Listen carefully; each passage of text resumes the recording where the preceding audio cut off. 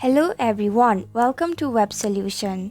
In today's video, I'm going to show you how to see who added you on Yubo. Make sure to watch the whole video to learn how. Let's begin. First, open Yubo on your mobile device.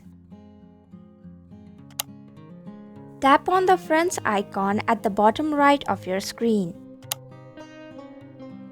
Here you can see all the people who have added you on Yubo. You can now easily accept or decline their request.